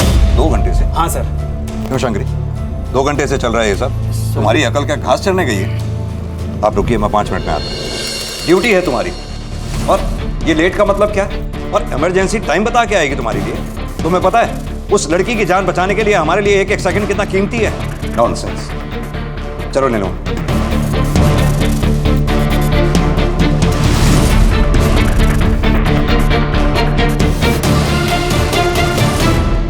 सर कॉल लोकेशन ट्रैंगुलेट करवा रहे हैं, लेकिन उसमें बहुत टाइम लग जाएगा। हमने साइबर एक्सपर्ट को भी बुलाया। अगर किसी तरह हमें ये पता चल जाए कि वो लड़की कौन से नेटवर्क से कनेक्टेड है, तो उसका लोकेशन वहां से भी ट्रैक कर सकते हैं। We trying both ways sir. Good, let's be ready. Information कहीं से भी आ सकती है।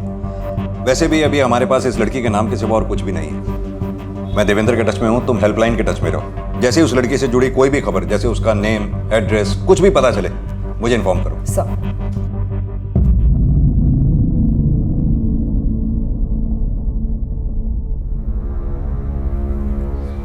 अनिका, अनिका मुझसे बात करो। तुम्हारा बचपन अच्छा था, तुम्हारे इतने सारे दोस्त थे, तुम्हारे पास नौकरी भी है, you are a smart girl. Anika देखो, तुमने कितनी मुश्किलों का सामना करके अपनी लाइफ बनाई। बहुत कम लोगों में ये हिम्मत होती है। अभी ऐसा क्या हुआ कि तुम सुसाइड करना चाहती हो? बोलो अनिका, मुझसे बात करो। हाँ, शांत हो जाओ अनिका, देखो शांत हो जाओ, मेरी बात सुनो, मुझे बताओ, तुम अकेली नहीं हो, हम सब साथ हैं। अनिका देखो, तुम जो बोल रही हो मुझे कुछ समझ में नहीं आ रहा है। धीरे धीरे धीरे बताओ, शांत हो जाओ। बताओ अनिका।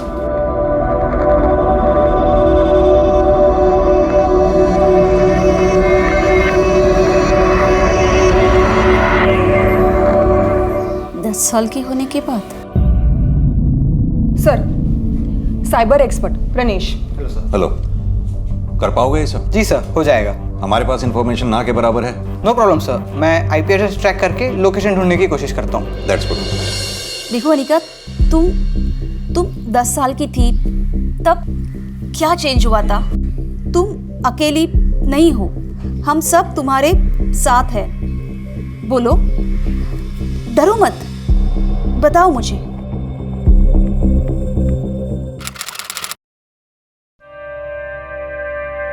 पूरा खाना खत्म करना दोनों, ठीक है?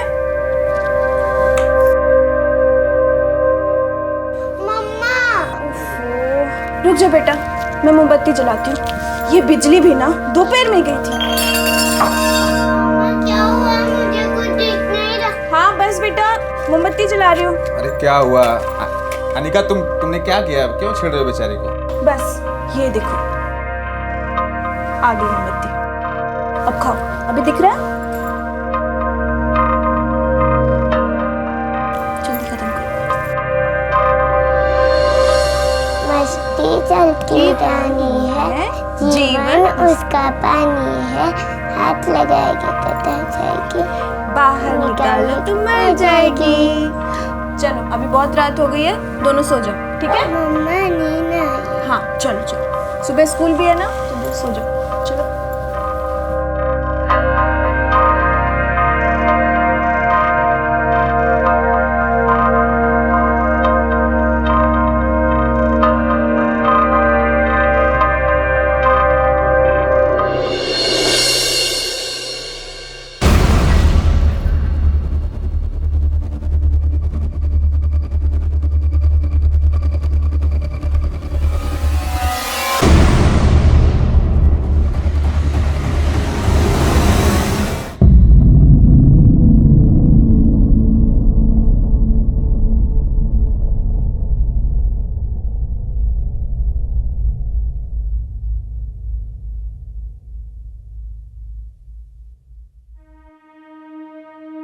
अनिका,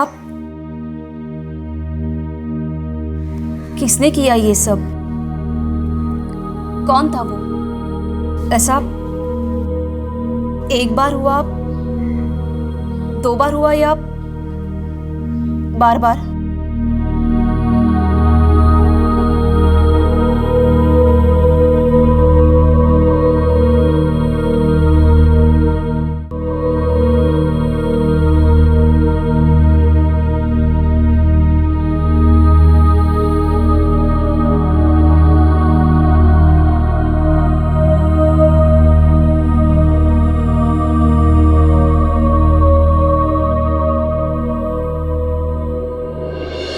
बात प्रोसेस की नहीं, प्रायोरिटी की है। लाइफ एंड डेथ का सवाल है, वो जो भी हो जल्दी करिए प्लीज। बेटा नीलिमा, ये हेल्पलाइन वालों ने अनिका की फोटोग्राफ्स भेजी है, आप दोनों को मैं सेंड कर रहा हूँ। प्रणेश, इस फोटो से देखो अनिका के सोशल मीडिया पे कुछ मिलता है क्या? नीलिमा, अनिका की फोटोग्राफ आसपास के एनजीओ और ऐसे स्पेशल स्कूल जो डेफ एंड डम से कनेक्टेड हैं उनके पास भेजो, शायद कोई इन्फॉर्मेशन मिले। वो ट्रायंगुलेशन रिकॉर्ड का क्या हुआ? सर चल रहा है लेकिन टाइम लगेगा, फिर भी हाई प्रायोरिटी पर फॉलो अप कर रहे हैं। वो मिस्टर देवेंद्र को कॉल लगाना जरा। Hello mister Devendra. Hello mister Devendra. हाँ, ऐसा है, हमें लोकेशन ट्रेस करने में थोड़ा टाइम लगेगा। आपसे एक रिक्वेस्ट है, अपने लोगों से कहिए कि अनिका से बातचीत करते रहें, उसे डायलॉग्स में एंगेज रखें। सर हमारी कोशिश जारी है। और एक बात, बातों बातों के दौरान अगर आपको लोकेशन से जुड़ी कोई भी चीज़ ऐसी दिखाई देती है या सुनाई देती है तो प्लीज़ हमें इन्फॉर्म कीजिएगा। Thank you. बताओ, तुम्हारे साथ ये सब एक बार हुआ? कुछ दिनों तक चला, फिर कुछ हफ्ते?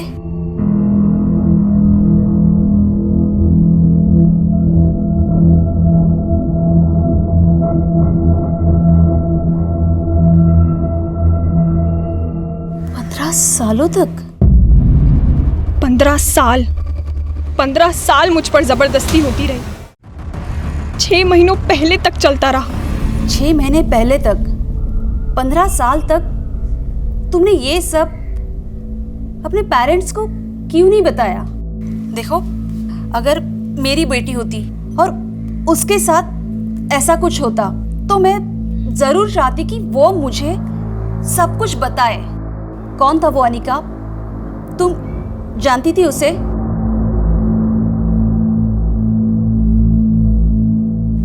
बोलो अनिका, हम तुम्हारी हेल्प करेंगे।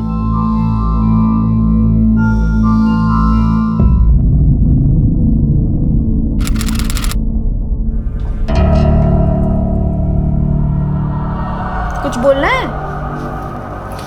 बोल। क्या बोल रही है? मुझे कुछ समझ में नहीं आ रहा है। माँ को समझ ही नहीं आया जो मैं उसे बताने की कोशिश कर रही थी। मुझे खुद उस उम्र में कुछ समझ नहीं आ रहा था। अरे खाना लगाओ। हाँ, तुझसे मैं बात करती हूँ, ठीक है? पापा खाना मांग रहे हैं। मैं माँ को कैसे समझाती, क्या समझाती? चाहते हुए भी मैं किसी को नहीं बता पाई और इसीलिए उनकी हिम्मत बढ़ती गई। पहले तो सिर्फ अपने हाथों से मुझे छूता था। अरे क्या हुआ? रो क्यों रही है? किसी ने कुछ बोला? हाँ, बता ना क्या हुआ, बोल। आखिर इतने सालों बाद माँ को मेरी बात समझ आई, लेकिन समझना नहीं। क्या बोल रही है? किसी से कुछ कहना नहीं। माँ ने उल्टा मुझे ही दोष दिया, कहा मैं कहानियां बना रही थी। मारा मुझे, अपने आप से दूर कर दिया। आखिर मैं अकेली पड़ गई। लेकिन क्यों अनिका? क्यों तुम्हारी माँ ने तुम पे विश्वास नहीं किया? क्या वो जानना नहीं चाहती थी कि तुम्हारे साथ ये सब किसने किया?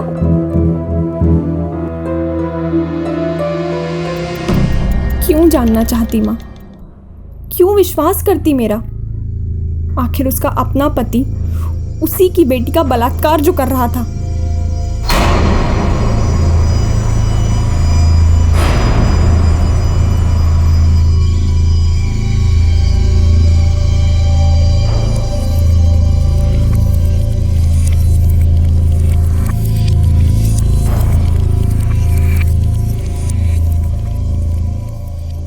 सॉरी अनिका, तुम्हारे साथ जो हुआ वो किसी और के साथ ना हो। तुमने वाकई अपनी लाइफ में बहुत सफ़र किया है, लेकिन अनिका 6 महीने पहले सभी बंद हो गया था, तब तुमने सुसाइड नहीं किया, उसके पहले भी नहीं किया। अभी ऐसा क्या हुआ? बोलो अनिका, बताओ बताओ।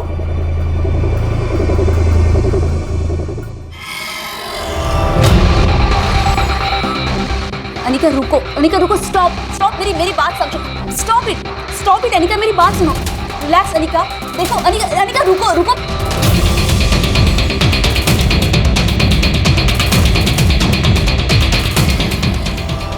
अनिका, अनिका रुको, Anika stop it, look at me Anika, Anika don't do this. देखो उसमें तुम्हारी कोई गलती नहीं है अनिका, ऐसे मत।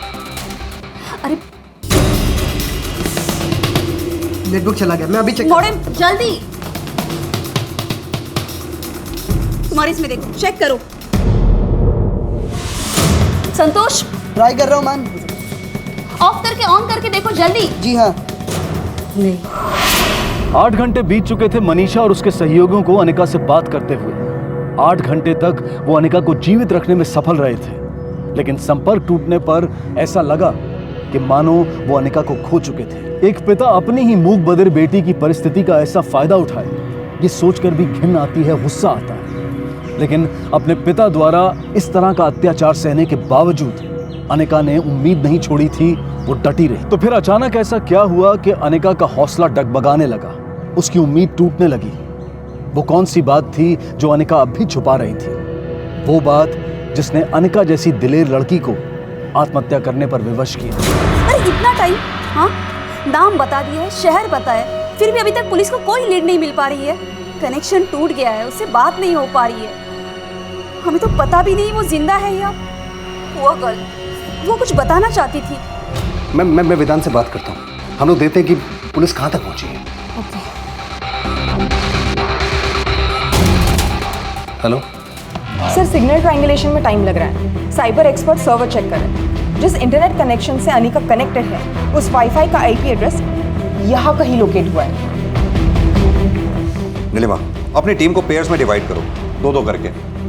पर्सनल्स को इस पूरे एरिया के जगह जगह पे डिप्लॉय करो, ताकि जैसे ही हमें अनिका का सही एड्रेस मिलता है, पर्सनल्स उस जगह पर आसानी से पहुंच सकें। सर एक और बात, वेदांत को मिस्टर देवेंद्र का फोन आया था, शायद आपका फोन नहीं लग रहा था। अनिका से कांटेक्ट टूट गया, कनेक्शन फिर से एस्टैब्लिश होते ही अपडेट करने का है।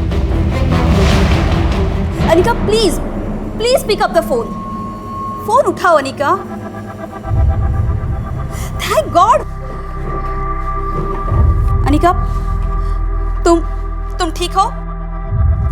बोलो।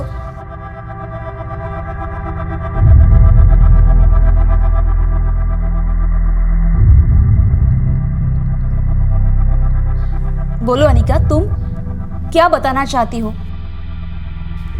पापा ने तुम्हारे साथ जो किया उससे तुम टूट गई थी, पर तुमने हार नहीं मानी। ये सब कुछ होने के बाद भी तुम जीना चाहती थी, अपने लिए, अपनी बहन के लिए।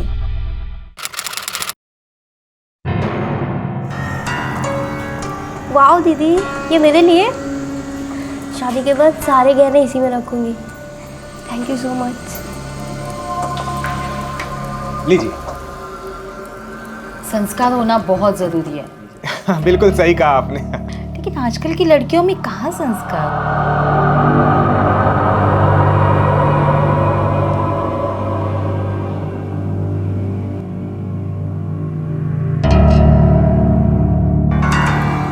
हाय, मैं विकास।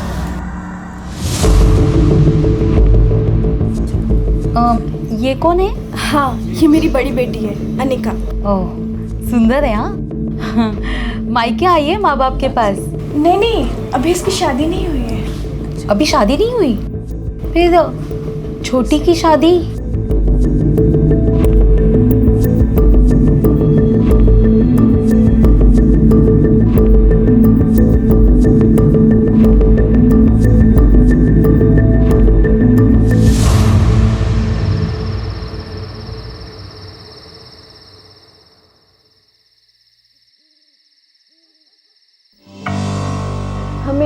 शादी करवा देनी चाहिए, नहीं तो फिर माला की शादी में दिक्कत आएगी।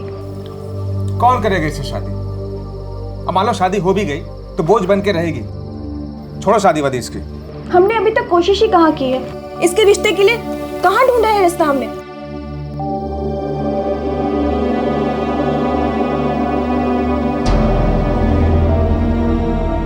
रिश्ते की बात है ना, मिल जाएगी। मैं इसकी शादी करवा के ही रहूंगी। या फिर कोई और बात है जो आप इसकी शादी करवाना नहीं चाहती? अब और कौन सी बात होगी? हैं? अरे मैं तो खुद चाहता हूँ कि इसकी शादी हो जाए। मेरा बोझ ही हल्का होगा। ढोला लड़का इसके लिए।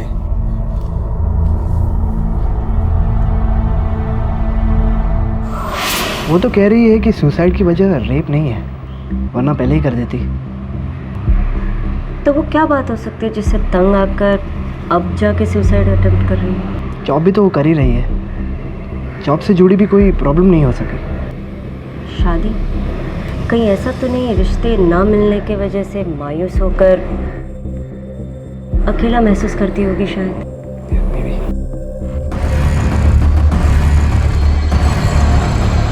आखिरकार पुलिस को हैकर की मदद से उस वाईफाई मॉडेम के आईपी एड्रेस की लोकेशन मिल गई जिसको अनिका इस्तेमाल कर रही थी।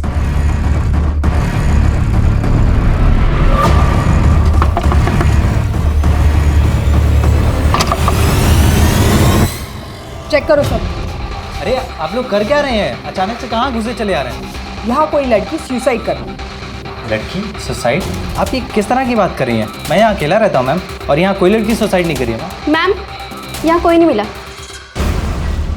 जिस लड़की को हम ढूंढ रहे हैं वो तुम्हारे इस वाईफाई से कनेक्टेड है। कैसे? मैम मेरा वाईफाई ओपन है, तो मैंने कोई पासवर्ड वगैरह नहीं लगा रखा है। वाईफाई का रेंज होता है 150 मीटर्स। इसका मतलब आने जाने वाला कोई भी या आसपास का रहने वाला कोई भी इसके नेटवर्क से कनेक्टेड हो सकता है। 1 मिनट। इस लड़की को जानते हो? कहीं आसपास रहती है? अनिका नाम है इसका। नहीं मैम, मैंने इसे कभी नहीं देखा। आसपास का एक एक घर चेक करो, कोई घर छूटना नहीं चाहिए। चलो।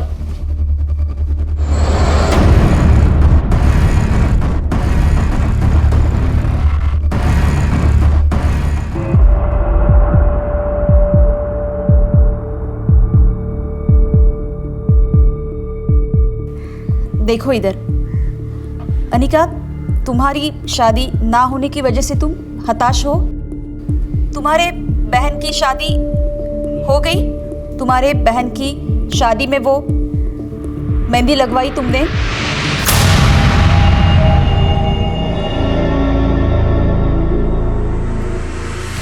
मेहंदी तुम्हारे बहन की नहीं, तुम्हारी शादी में लगवाई।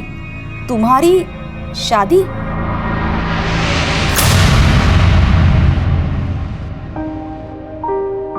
माँ ने मेरे स्कूल से ही मेरे लिए रिश्ता ढूंढने की कोशिश की, कोई मेरी ही तरह जो मुझे समझ सके, मुझे अपना सके, मुझे प्यार दे सके। बहुत खुश थी मैं। इस नरक से बाहर निकलने का रास्ता मिल गया था मुझे। एक नई लाइफ, एक नया हमसफर, सब कुछ ठीक होने जा रहा था।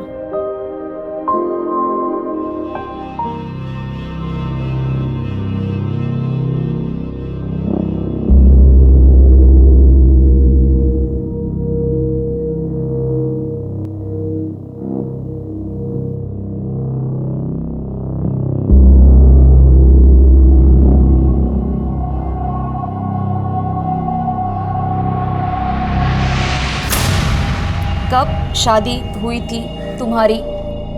4 दिन पहले? मतलब शादी के अगले दिन ही हमें पहली बार अनिका ने फ़ोन किया था। एक नए लाइफ की शुरुआत की थी तुमने। कितनी खुश थी तुम। तो अभी ऐसे क्या हुआ? क्यों कि तुम सुसाइड करने जा रही हो? थी तुमने 4 दिन पहले ही अनिका की शादी हो गई थी। 4 दिन पहले अनिका की शादी हुई है? इसका मतलब वो मोस्टली ससुराल में होगी। मैं ये इन्फॉर्मेशन पुलिस को दे देता हूँ। पता नहीं कितने काम की होगी ये इन्फॉर्मेशन, लेकिन तुम मुझे अपडेट करते रहो। Okay? Okay sir, sure. Anika ससुराल में है। 4 दिन पहले ही उसकी शादी हुई है। हो ना हो जिस एरिया में हम उसे ढूंढ रहे हैं उसी एरिया में उसकी शादी रजिस्टर्ड हुई होगी। रजिस्ट्रार ऑफिस से कॉन्टैक्ट करो। उस दौरान जितनी भी शादियां रजिस्टर्ड हुई हैं सबके रिकॉर्ड्स मंगवाओ। Okay quick.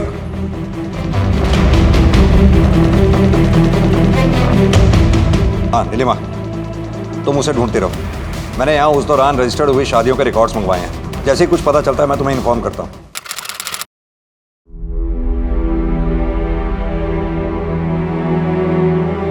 किसी और का मुझे छूना सहन नहीं होता था मुझसे।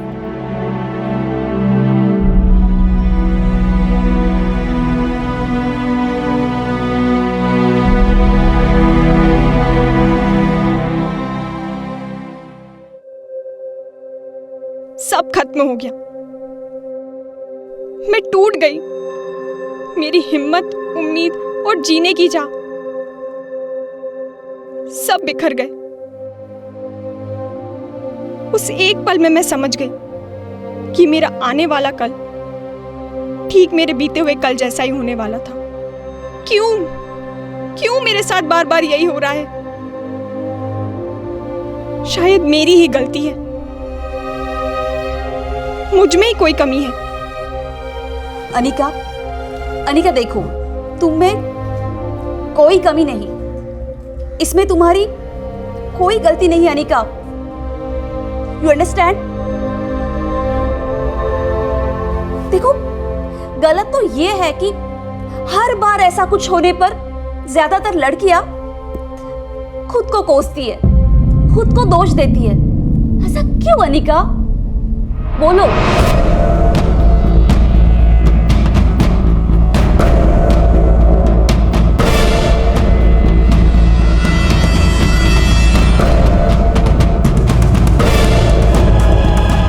जहां मनीषा और उसके सहयोगी सामने आए इस खौफनाक सच का सामना कर रहे थे, वहीं पुलिस समय रहते अनिका की जान बचाने की जद्दोजहद में लगी हुई थी।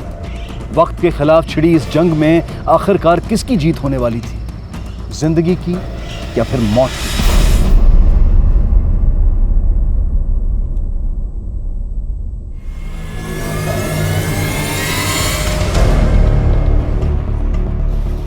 Stop Anika, listen. अनिका देखो, अनिका स्टॉप। कुछ पता चला? No ma'am. Hello, yes ma'am, marriage registrar office के रिकॉर्ड से अनिका के ससुराल का एड्रेस मिल गया है। मैं आपको अभी सेंड कर रहा हूँ। ठीक है। उसके बिहाफ में हमको एग्जैक्ट लोकेशन पता चल गई है। मैं आपको एसएमएस करता हूँ। ओके, लोकेशन जल्दी सेंड करो, इमीडिएटली। अनिका देखो, अनिका 10 साल की थी तुम, क्या गलती थी तुम्हारी? अनिका ना चाहते हुए भी जबरदस्ती हुई तुम्हारे साथ। उस एज में भी तुमने अपनी माँ को ये सब बताने की हिम्मत रखी, कोशिश की, लेकिन अनिका उसमें तुम्हारा कोई दोष नहीं था। दोष तो उन सब का है जिन्होंने तुम्हारे साथ ज्यादती की। Anika listen to me. Anika देखो इधर। 2 मिनट दिखा रहा है, सीधे जाके फिर राइट। Come on.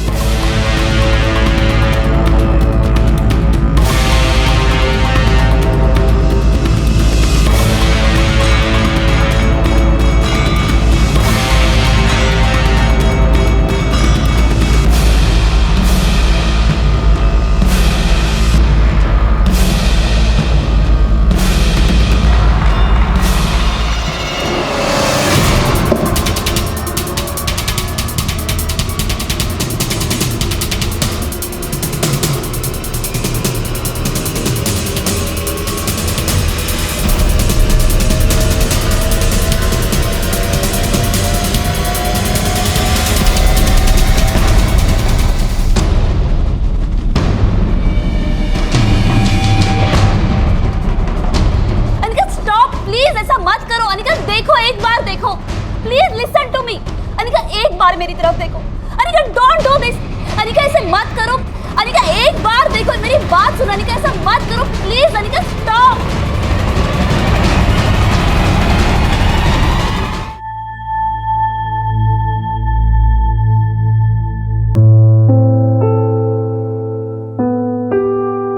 पियो,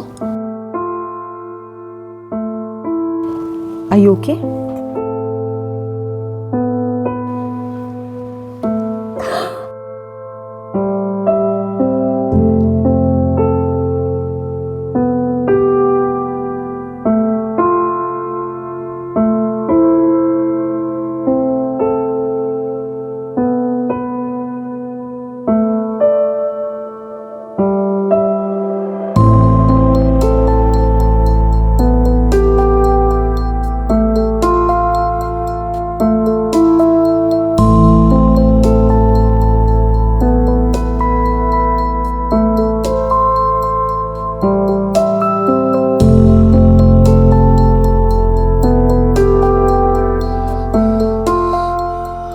मनीषा मनीषा सब ठीक तो है? क्या हुआ? Devin, we saved her. Police time पे पहुंच गई वहां। Yes, Devin, we saved her.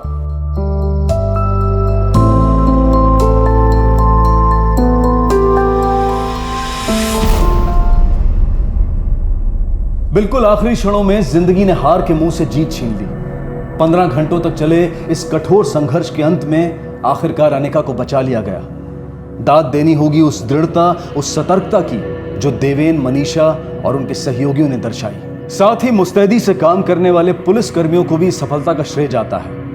Anika द्वारा दिए गए बयान के आधार पर उसके पिता और पति दोनों को गिरफ्तार कर लिया गया। क्या हुआ? अरे छोड़िए! अरे देखो, मुझे लेके कहाँ जा रहे हैं? सब बताइए तो मैंने क्या किया? अरे ऐसे कैसे लेके जा रहे हैं? कुछ नहीं किया इन्होंने।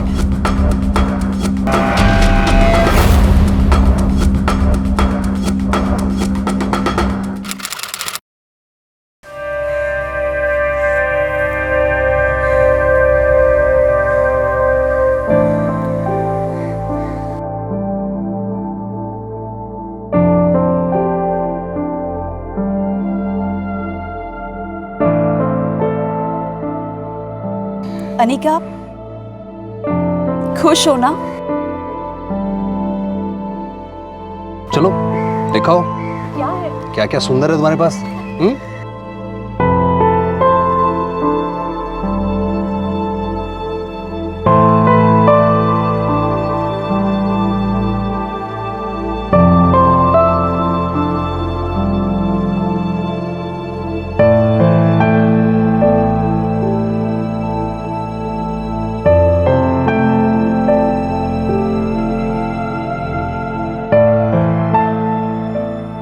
देवेन और मनीषा की मदद से अनिका को एक एनजीओ में आश्रय मिला, जहां वो आत्मनिर्भरता से और गर्व के साथ अपने बिखरे हुए जीवन को एक बार फिर से समेटने की कोशिश कर रही है। अनिका के पिता और पति के खिलाफ अदालती मामले अब भी जारी हैं और अनिका को पूरी उम्मीद है कि उसे इंसाफ जरूर मिलेगा। शारीरिक घाव तो फिर भी भर जाते हैं, लेकिन अपने मन पर लगे घावों के साथ जिंदगी बसर करना आसान नहीं होता। जिस अनिका को सहारे की ज्यादा जरूरत थी, उसका शोषण किया गया, और वो भी उसके अपनों के हाथों। कितनी दुखद और भयंकर परिस्थिति है ये। पिता और पति, जिन दो व्यक्तियों पर दायित्व होता है अपनी बेटी और अपनी पत्नी की रक्षा करने का, वही भक्षक बन बैठे।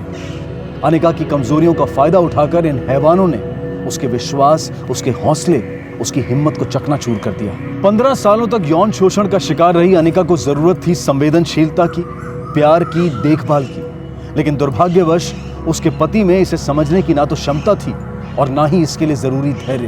बदकिस्मती से अनिका जैसे कई और लोग हैं जिन्हें रोजाना इस तरह के अत्याचार का सामना करना पड़ता है। विकलांग और असहाय व्यक्ति अक्सर इस तरह की ज्यादतियों का शिकार बनते हैं। हमें तहे दिल से मनीषा और देवेन का शुक्रिया अदा करना चाहिए, जिन्होंने इतनी जद्दोजहद के बाद इंदौर पुलिस के साथ मिलकर इस हेल्पलाइन की स्थापना की। ऐसी कई हेल्पलाइंस मौजूद हैं जो लोगों की अलग अलग समस्याओं को हल करने में उनकी मदद करती हैं, लेकिन दुर्भाग्यवश लोग इन सुविधाओं से बेखबर हैं और हमारा ये फर्ज बनता है कि हम लोगों को इस बारे में अवगत कराएं, उन्हें जानकारी दें, ताकि अनिका जैसी कई और जानें समय रहते बचाई जा सके। इसी विचार के साथ अब मैं अनूप सोनी आपसे विदा लेता हूं।